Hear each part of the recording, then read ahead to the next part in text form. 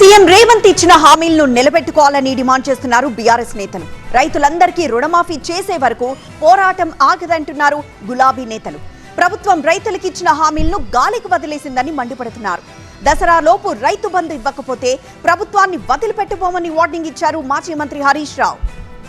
మీరు రుణమాఫీ అయ్యే వరకు వదిలిపెట్టేది లేదని కూడా ఈ సందర్భంగా మీకు తెలియజేస్తాను. రేవంత్ రెడ్డి గారు తల వంచినట్టే చేస్తాను, యాక్షన్ చేస్తాను. ఆగస్టు 15 అయిపోయింది, ఇక మళ్ళా దసరా అంటాడు, ఇంకేదో అంటాడు. 3 ఏళ్ళు అయినాక 4 ఏళ్ళు అయినాక మరి రియాక్షన్ రావాలి ప్రజలుండి. కానీ 3 నెలలు కూడా దాటకముందే, ముచ్చటగా 3 నెలలు దాటకముందే ప్రజలందరూ కూడా తిరగబడటానికి సిద్ధంగా ఉన్నారు. ఎంతకి ఇచ్చినామో ఎంతకి ఇవ్వాల్సి ఉంది, ఎప్పటిలోగా ఇస్తారో ఎవరో ఒకళ్ళు ఒక్క మాటలో చెప్పండి. గాలికి ఏది పడితే అది ఎట్లా పడితే అట్లా మాట్లాడుతున్నారు. ఖబర్దార్ బిడ్డ అని చెప్పి హెచ్చరిస్తా ఉన్నాం. ఈ రేవంత్ రెడ్డి మెడలు వంచి మీకు రుణమాఫీ చేపిస్తాం, ఇడిచిపెట్టాం.